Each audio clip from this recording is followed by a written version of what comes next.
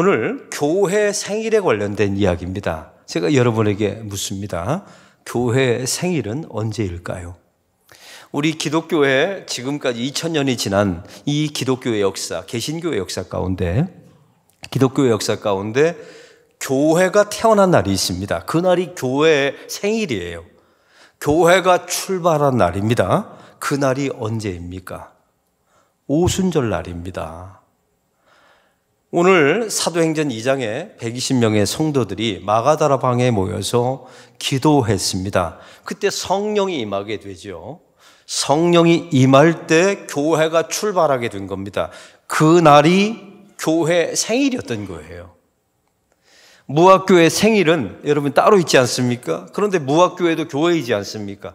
누가 여러분에게 교회 생일이 언제입니까? 라고 물으면 우리 태양역에 있는 날짜를 말하시면 안 돼요. 본래 오순절입니다 라고 대답해야 되는 것이 맞습니다. 그럼 오순절은 어디서부터 출발한 날일까요? 6월절로부터 50일째 되는 날입니다. 여러분, 오순절날 개념이 6월절에서부터 50일째 되는 날이에요.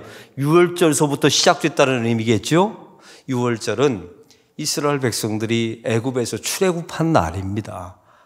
어린 양의 피를 잡아서, 어린 양을 잡아서 그 피를 문설주에 바르지 않습니까? 그러면 죽음의 영이 그 집을 피해가는 거예요. 이스라엘 백성들의 장자들이 다 살아나지 않습니까? 그리고 애굽의 모든 장자를 다 죽입니다.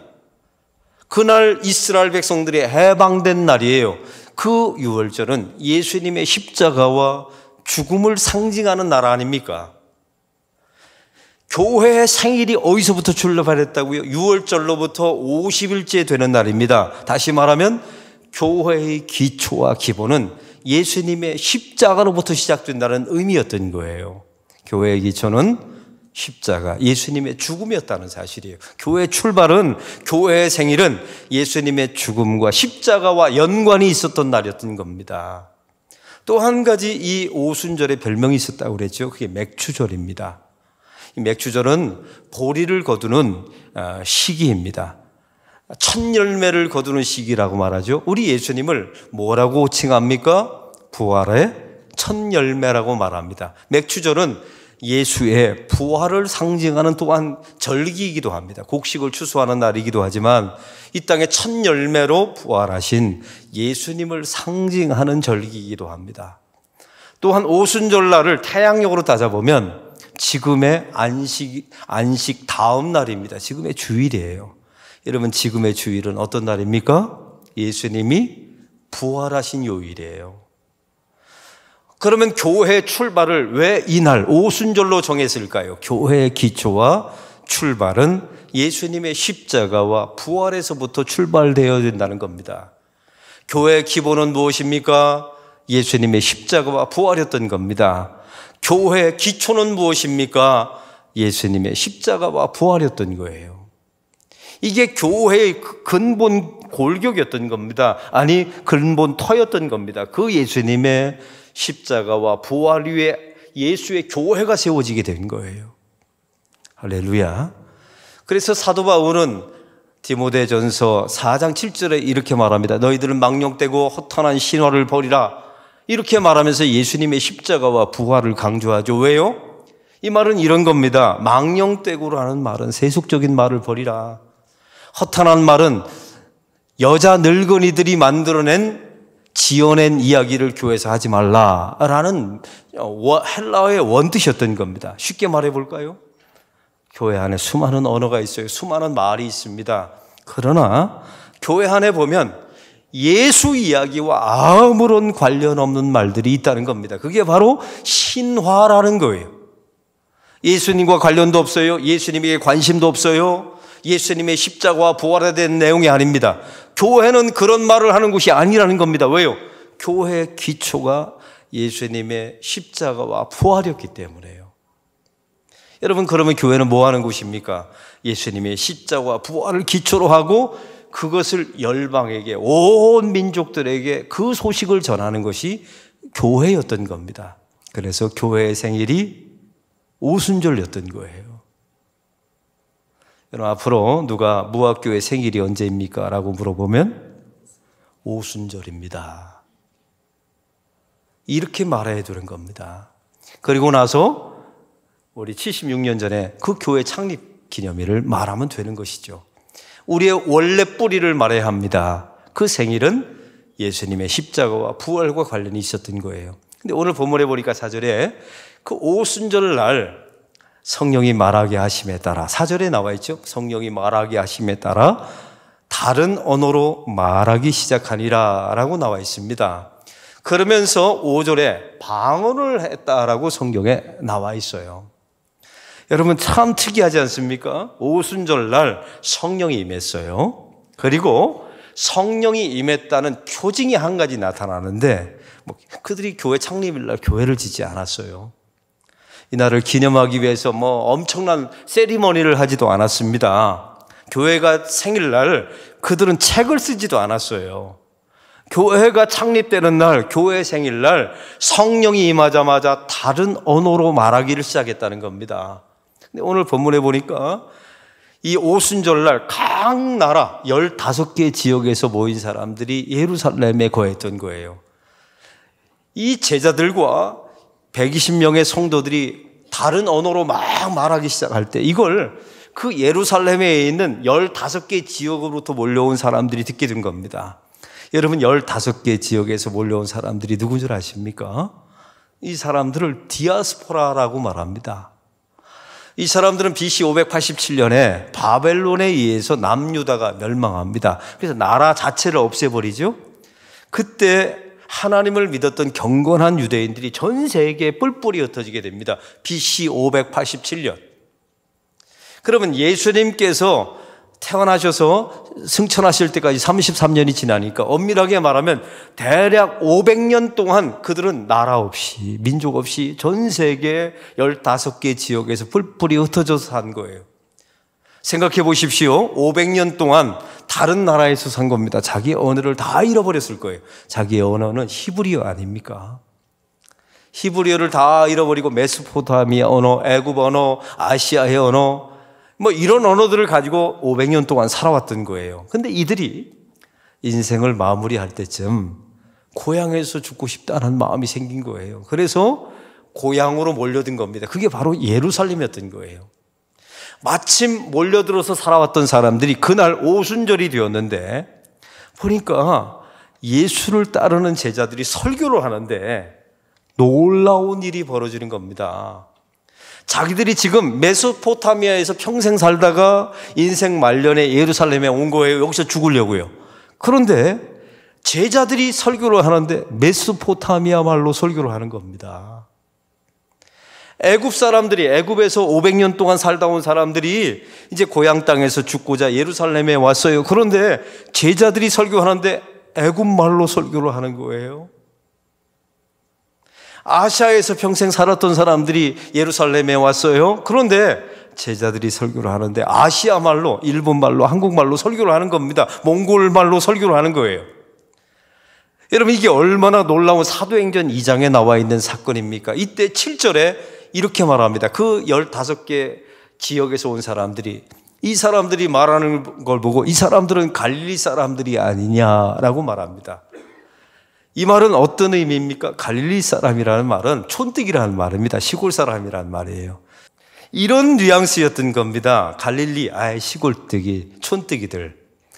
그러면서 이런 의미를 가지고 있었던 겁니다. 외국에 한 번도 나가보지 않는 사람들, 다른 나라 언어를 한 번도 배워보지 못한 사람들, 이런 말이라는 거예요. 그런데 이들이 어떻게 메소포타미아 말로, 애굽 말로, 아시아 말로 설교를 할 수 있게 되는 것입니까? 이게 놀라운 오순절날 일어났던 사건이에요. 여러분 이 오순절날 일어났던 방언은 우리가 지금 알고 있는 방언과 달라요. 외국에 한 번도 가본 적이 없어요. 다른 나라 가본 적도 없습니다. 언어를 배운 적도 없어요. 근데 예수의 십자가와 복음을 전하는데 그 각 나라에서 온 사람들의 말로 전하게 된 겁니다. 이 단이례적인 역사적인 사건. 왜 이런 일이 일어났을까요? 여러분 교회가 출발할 때 건물 지으면 얼마나 좋아요. 우리 80주년 기념 교회 세우고 그러잖아요. 우리가 1주년 됐으니까, 생일 됐으니까 교회 건물부터 짓자. 얼마든지 일어날 수 있는 것 아닙니까? 우리 책부터 쓰자. 기적이 일어나는 것 얼마나 좋습니까? 그런데 이상하게 방언이 터지게 된 거예요. 단 일회적인 사도행전 2장의 방언 말이죠. 왜 이런 일이 일어났을까요? 이게 오늘 설교의 주제입니다. 여러분, 우리가 이 언어에 대한 이야기를 나누려면 바벨탑 사건을 아셔야 합니다. 인류가 왜 언어가 나누어졌습니까?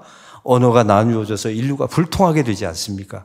먼저 하나님과의 죄로 인해서 불통하게 되고 사람과 사람 사이에 불통하게 된 사건이 바벨탑 사건이었어요. 바벨탑 사건의 원인이 무엇입니까? 이스라엘 백성들이, 여러분 인류에 있는 하나님의 백성들이 바벨탑 지글랏을 쌓습니다. 이 지글랏이라는 말은 도시 문명을 만들어냈다는 뜻이에요. 그러면서 이렇게 말하죠. 도시를 만들면서 우리의 이름을 높이자. 본래 이 백성은 누구의 이름을 높여야 되는 겁니까? 하나님의 이름을 높여야 돼요. 우리가 흩어짐을 면하게 하자. 그들의 안전은 누가 지켜주시는 겁니까? 하나님이 지켜주시는 거예요. 이걸 내 이름을 높이고 내 안전을 내가 보장하겠다는 겁니다. 이게 바로 자기 숭배였던 거예요. 선악을 알게 하는 나무의 열매를 따먹은 것과 똑같습니다. 이 일을 할 때 하나님께서 얼마나 싫어하셨는지 그 바벨탑 짓는 그 도시 문명을 만드는 사람들의 언어를 다 다르게 만들어 놓으셨어요. 그래서 불통하게 되고 그 지글락 도시 재건과 도시 건설을 못하게 만들었다는 이야기입니다. 여러분, 우리의 인류의 모든 죄는 어디서부터 온 것입니까? 자기의 언어를 고집합니다. 여러분, 이게 죄예요. 하나님의 이름을 높이지 않고 내 이름을 높입니다. 내 안전을 스스로 보장해요. 자기 숭배에 빠진 사람은 자기만의 언어를 가져요. 하나님의 언어가 아닙니다. 성경의 언어가 아니라 나의 자존심, 나의 명예, 나의 언어를 가져요. 그게 언어가 흩어지는 거예요. 여러분 생각해 보세요. 다른 사람의 언어를 가져야 소통이 되는데 내 언어를 고집하니까 소통이 될 수가 없죠. 이게 바로 죄의 결과였다는 사실이죠. 근데 성령이 임하자마자, 여러분 성령이 임하자마자 놀라운 일이 벌어지게 됩니다. 그들이 방언을 하게 돼요. 다른 나라 말을 하기 시작하는 겁니다. 여기에는 중요한 전제가 하나 있어요. 자기 말을 버렸다는 사실입니다. 여러분, 바벨탑 사건을 통해서 사람들이 하나님이 언어를 흩어놓으셨죠? 나만의 언어를, 개개인이 나만의 언어를 갖게 되었어요. 이게 죄의 결과입니다. 나만의 언어를 가지면 통하지가 않아요. 불통이 되는 겁니다. 근데 초대교회 안에 성령이 임하자마자 다른 언어로 이야기를 하는데 내 언어는 히브리어였어요. 근데 이 언어를 버리고 내려놓고 다른 사람의 언어를 취하게 되었다는 것입니다. 이게 얼마나 놀라운 일입니까? 소통 전문가가 이런 말을 하더라고요. 누군가와 소통하고 싶으면 자기 언어를 버려야 된답니다. 자기 언어를 내려놔야 된대요. 자기의 자존심을 내려놔야 된다는 겁니다. 자기의 명예를 버려야 된다는 거예요. 그래야 소통이 가능하다는 거예요. 여러분, 부부간에도 마찬가지입니다. 부부간에 또 자녀와 좋은 소통할 사람이 되면 내 언어를 하지 말고 상대방의 언어를 하래요. 아이가 있습니다. 태어나면 부모가 뭐라고 말합니까? 호로로 까꿍까꿍 하죠. 이게 완전히 바보 같아요, 부모가. 왜 그런 말을 합니까? 내 언어를 버리고 아이의 언어를 갖잖아요. 그래야 소통이 된다는 거예요. 또 놀라운 한 가지 비교를 말하더라고요. 자녀들과 아내와 남편이 말할 때 그 남편이 했던 말, 자녀들이 했던 말을 따라서 하면 된답니다. 이게 무슨 말인 줄 아세요? 엄마 나 힘들었어 하면 너 힘들었구나. 자녀가 했던 그 단어를 그대로 따라하면 엄청난 위로가 되고 소통이 된다는 겁니다. 여보 저 사람이 나빠. 그러면 그 사람이 진짜 나쁜가 보지? 이렇게 말해야, 상대방의 언어를 그대로 따라해야, 내 언어를 버려야 소통이 된다는 겁니다. 근데 오늘 본문에 보면 4절에 성령이 말하게 하심을 따라 다른 언어로 말하니라 라고 나와 있죠. 이 다른 언어, 이 언어라는 단어가 헬라어로 글로사라고 나와 있습니다. 이 글로사라는 말의 원뜻이 무슨 뜻인 줄 아십니까? 혀라는 뜻이에요. 내 혀를 버리고 성령의 혀, 아니 예수의 혀를 갖게 되었다는 겁니다. 여러분, 이게 초대교회 안에 일어났던 놀라운 역사예요. 그래서 소통이 되는 거예요. 메소포타미아에 온 사람과도 설교가 소통이 돼. 애굽에서 온 사람과도 설교가 소통이 돼요. 아시아에 온 사람과도 설교가 소통이 돼요. 왜요? 내 언어를 버렸어요. 그리고 예수의 혀를 가지고 저 사람의 언어로 말했다는 겁니다. 이게 초대교회의 역사예요. 여러분, 얼마나 놀라운 일입니까? 예수의 혀를 갖게 됐다는 겁니다. 초대교회가 예수의 혀를 갖게 된 그날이 교회의 창립 기념일이었던 거예요. 교회의 생일이었던 겁니다. 그러면 묻습니다. 예수의 혀를 갖게 된 성도들은 무슨 말을 했을까요? 예수의 십자가와 부활을 전했던 겁니다. 이 제자들의 설교의 내용이 예수의 혀를 가지고 내 언어를 내려놨어요. 성령이 맞아 내 언어를 버렸어요. 그리고 예수의 언어, 예수의 혀를 가지고 예수님의 십자가와 부활을 전했던 것입니다. 이것이 바로 선교였던 겁니다. 사랑하는 성도 여러분, 왜 오순절날 성령이 맞아 사도행전 2장에만 나와 있는 이 초유의 단 한 번의 방언, 다른 언어, 예수의 혀로 말하는 일이 왜 일어나는지 아십니까? 교회의 기초는 선교였기 때문에 그런 겁니다. 교회는 예수님의 십자가와 부활의 기초 위에 세워져야 돼요. 우리가 성령의 사람이 되면 내 언어와 내 혀를 버리고 예수의 언어, 예수의 혀를 갖게 되는 겁니다. 그 예수의 혀를 가지고 허탄한 말, 지어낸 이야기 하지 마시고 쓸데없는 늙은 아낙네들이 하는 그런 말을 하지 마시고 예수의 부활과 십자가를 전하는 것이 교회라는 것입니다. 그럼 교회의 기초, 교회의 출발은 무엇입니까? 선교하라고 하나님께서 부르신 공동체였던 거예요. 건물 지으라고. 이들은 이미 있는 건물에 모였다니까요. 제도를 만들라고? 아니요. 선교하라고 하나님께서 그 생일날 언어를 주신 거예요. 예수의 혀를 부어주신 겁니다.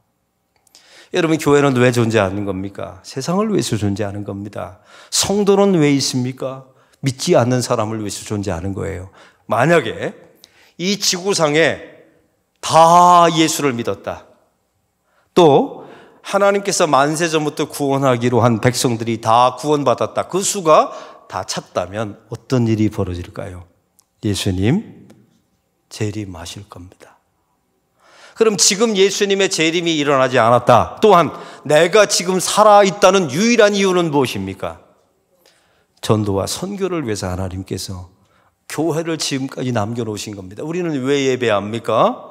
선교하기 위해서 예배하는 거예요. 우리는 왜 봉사하고 우리는 왜 교육합니까? 선교하고 전도하라고 하나님께서 교회를 그렇게 세우신 거예요. 여러분, 왜 살아있는 것입니까? 전도와 선교하라고 한 거예요. 여러분, 오늘 태국 선교 영상 보셨죠? 이분들 다 바쁜 사람들입니다. 근데 자기의 시간을 7일 동안 내서 자기 자비량으로 그렇게 선교를 갔다 옵니다. 왜요? 우리 인생과 교회의 기초가 선교였기 때문에 그래요. 저는 무학교에 부임해서 선교가 이미 다 몇십 년 동안 세팅이 되어 있는 곳에서 제가 도울 방법이 없더라고요. 이걸 갑자기 틀기도 어렵고. 그래서 하나님, 제가 할 수 있는 길이 무엇입니까? 우리 무학교를 선교 지향적인 교회로 만들 수 있는 방법이 무엇입니까? 여러분이 담임 목사라면 어떻게 하실래요?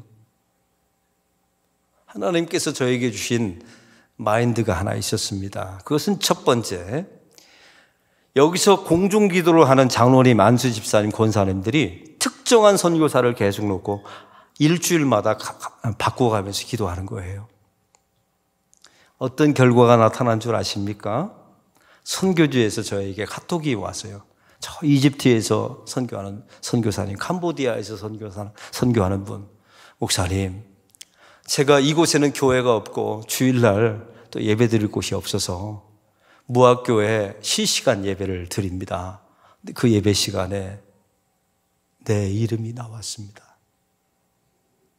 한 번도 우리 76년의 역사 가운데 우리는 지금까지 뭐라고 기도했어요? 열방에 흩어져 있는 선교사님들을 위해서 기도합니다. 이렇게만 했죠. 근데 자기 이름이 대예배 시간에 누구 그리고 자기가 무학교회에게 올린 기도 제목 3가지가 그대로 나와 있는 걸 보고 자기가 통곡했노라. 고마워서. 이게 하나님께서 저에게 주신 선교지향적인 교회를 만드는 거예요. 왜요? 그분이 얼마나 힘이 났겠어요. 그러면 뭐 할까요? 또 선교하겠죠. 우리 무학교회는 1년에 7차례 단기 선교를 가게 됩니다. 저도 올해부터 갈 거예요. 그래서 온 교우들이 함께 선교를 갔으면 좋겠어요. 가서 공연하는 것 뭐 나쁘진 않지만 이제는 가서 사는 겁니다. 그 땅에 가서 예배하고 그 땅에 있는 선교사님들을 격려하는 겁니다. 저의 마음에 소망이 있다면 우리 교회 중직자들이 중직할 때 교회에다가 헌금을 내시더라고요. 그래서 이게 어떤 헌금입니까? 했더니 교회 뭐 중요한 사역이나 기물을 사는데 쓰여졌으면 좋겠다. 그것도 나쁘지 않아요. 얼마나 귀합니까? 임직되면서 헌금을 내니. 근데 제 마음속에 또 소망이 하나 있어요.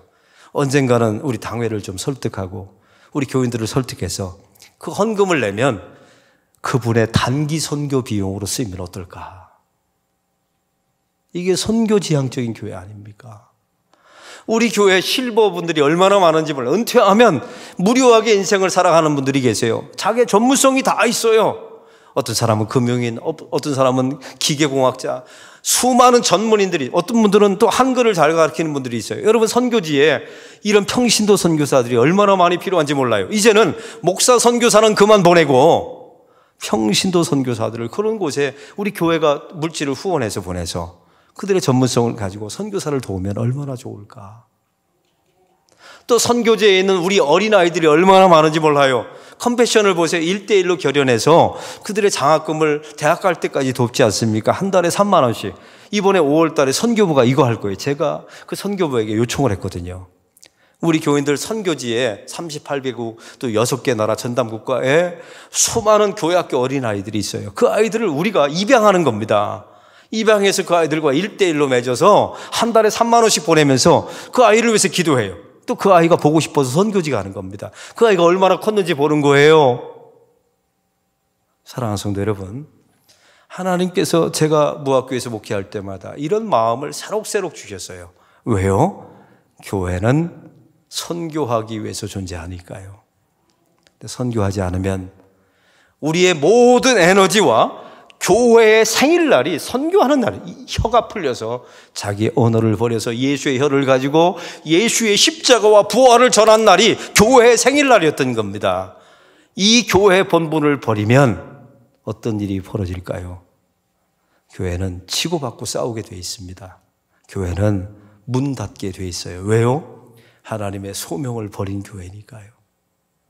우리 모아 교회가 그 길을 걸어가지 않기를 소망합니다.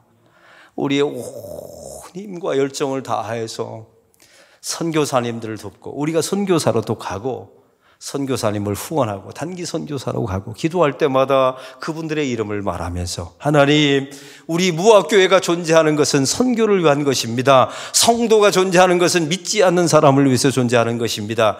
이것이 분명한 우리 교회와 성도들이 되기를 바랍니다. 그래서 오순절 날이 교회의 생일날이었던 겁니다. 그리고 그날 예수의 혀를 가지고 예수의 십자가와 부활을 전하는 놀라운 단위례적인 사건이 일어났던 겁니다. 왜요? 그게 표징적인 사건이에요. 교회는 그런 것이다. 이걸 말해주고 싶었던 겁니다. 이런 교회가 우리 무학교회가 되기를 소망합니다.